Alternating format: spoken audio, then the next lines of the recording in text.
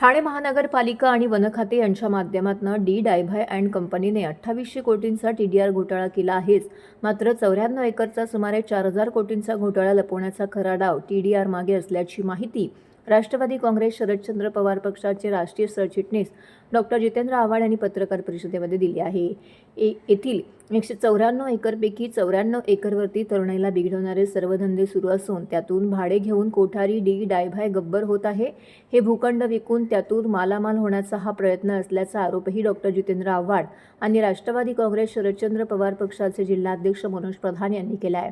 दरम्यान या कोठारी कंपाऊंडमध्ये आम्ही घुसून सर्व सरळ करू, बघतो मग कोणते गुंड अंगावर येतात, असा इशाराही डॉक्टर जितेंद्र आव्हाड यांनी दिला आहे. येऊरच्या पायथ्याशी संजय गांधी राष्ट्रीय उद्यानाला लागून चितळसर मानपाड्यातील 194 एकर वनजमीन ठाणे पालिकेच्या विकास आराखड्यांमध्ये बायोडायव्हर्सिटी म्हणजे जैविक पार्क म्हणून आरक्षित आहे. हा परिसर संजय गांधी राष्ट्रीय उद्यानाच्या अतिसंवेदनशील क्षेत्रामध्ये समाविष्ट करण्यात आलेला आहे.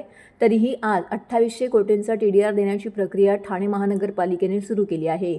मात्र 94 एकरचा घोटाळा लपवण्याचा प्रयत्न केला जात असल्याचा पर्दाफाश डॉक्टर जितेंद्र आव्हाड आणि मनोज प्रधान यांनी पत्रकारांशी बोलताना केला आहे. काही नियम आणि काही हे असलं तरी अस्तित्वात असलेली महानगरपालिका ह्याला अनन्यसाधारण महत्व आहे.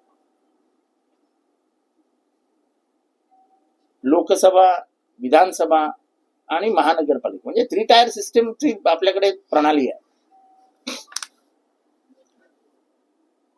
महानगरपालिका अस्तित्वात असताना, तिथे महापौर बसलेला असताना, नगरसेवक उपस्थित असताना त्यांना अंधारात ठेवून तुम्ही दोन्ही गोष्टी करून घेतल्या. तुम्ही एक तर याचिका केलीत, काय जे काय करायचं केलं. महासभा अस्तित्वात असताना महासभेला माहिती द्यायलाच पाहिजे. कायदा न्याय वगैरे नसतो, काही अलिखित नियम असतात आणि तुम्ही दिली नाही म्हणून महासभेत मागितली तर त्यालाही कारण दाखवलं की न्याय प्रविष्ट आहे म्हणून बोलतायत. कुठली न्याय प्रविष्ट आणि कुठली बाब तुम्हाला निकालच लागलाय तर त्या निकालावर चर्चा करायची नाही.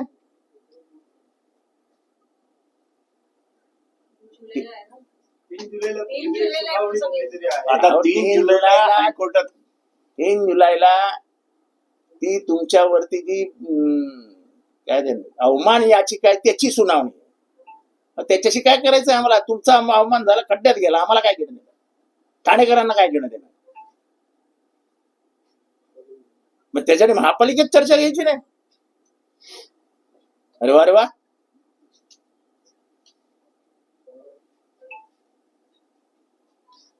हे प्रकरण डी दयाबाई पर्यंत पोहोचू नये आणि कोठारी कंपाऊंड ओपन होऊ नये आणि या सगळ्या जमिनी ज्या व्यवस्थित वाटल्या जाणार आहेत, ज्याच्यात काही नगरसेवकांचा हात आहे, त्याच्यासाठी ते व्यवस्थित मॅनेज केले गेले.